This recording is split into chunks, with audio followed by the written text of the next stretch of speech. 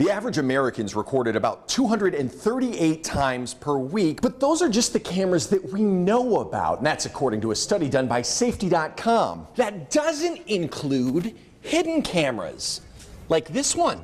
Now peeping Toms are getting creative in the way they use new technology to inappropriately record someone without their knowledge. It's a criminal act known as voyeurism.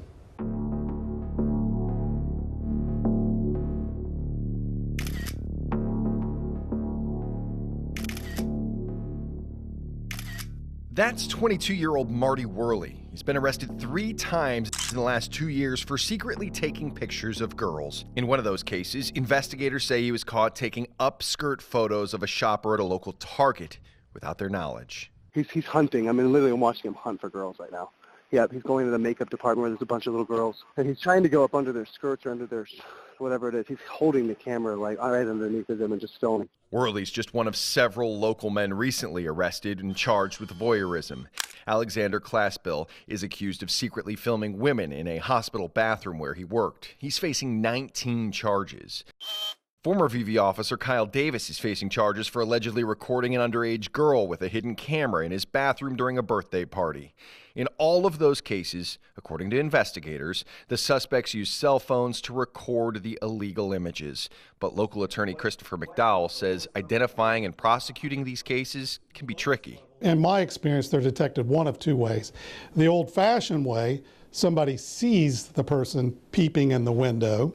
The more common way today is they find the device, that the woman normally sees the camera and goes and finds the camera, and once she's found the camera, then they go in search of who put the camera there. In Claremont County, we found that there were 10 voyeurism charges filed between 2020 and 2024. In Hamilton County, that number sits at 47.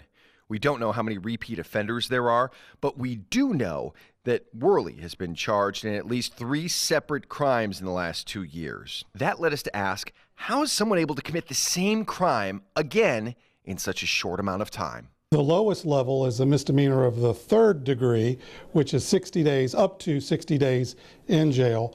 The highest level, if the victim is a minor, somebody under 18, it's a felony of the 5th degree, which is 6 months to 18 months in jail or prison. If someone's a repeat offender or their victim's under 18 or they've distributed the images that they've taken, video voyeurism can be a felony in some states.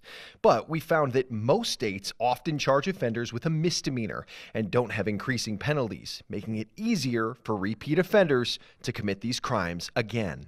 OVI or DUI, it's called OVI in Ohio, you have advocacy groups behind those offenses, Mothers Against Drunk Driving. You have an offense, therefore, that has a higher criminal penalty than maybe it would otherwise. Here, there's no organization. No one wants to be, normally you would think, part of an organization of victims of voyeurism. Fox 19 took the issue to current state representative and former Cincinnati police officer Cindy Abrams, who now chairs the Ohio Criminal Justice Committee. She sent us a statement saying, quote, "I am absolutely open to considering scathing penalties for repeat offenders of voyeurism." Meanwhile, we caught up with our tech expert, Dave Hatter, to talk about some of the dangers that come with advancing technology. These devices in some cases are like the size of a grain of rice now. You can get a full-fledged video camera that's very small. It has audio capabilities in many cases, and because of Bluetooth, because of Wi-Fi, you don't have to provide power to these things necessarily. Did you notice any of the cameras that we planted in the station watching you as you came in today?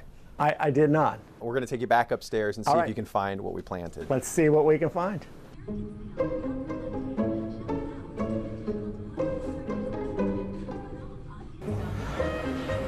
Okay.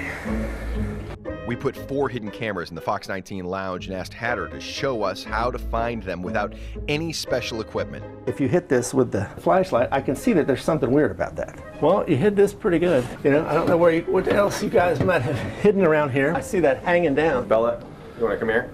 I thought you caught this when we walked in, but you didn't. This has been rolling the whole time. Nice, nice. Just a quick search online yields dozens of hidden cameras that anyone can buy. Some are disguised as alarm clocks, phone chargers, and even pens. And get this, Many of them cost less than $40. That's why Hatter recommends unplugging and removing anything you're unsure about. These cameras, if they're on Wi-Fi or Bluetooth, are putting off a signal which is traceable, right, and trackable when I can find that signal, versus if it's just very well disguised and has something like an SD card in it, that's going to be much more difficult to find. Things like this, oh look, surprisingly enough, there's a hidden camera right there. Hatter says if you think this couldn't happen to you, think again. This is a real concern for regular people. These devices are now very small, readily accessible, and frankly pretty inexpensive, especially if you don't care about some of the more advanced features. You know, anyone with bad intent can buy these things, plant them in a hotel. You know, you could make it fairly difficult to track down who put it there.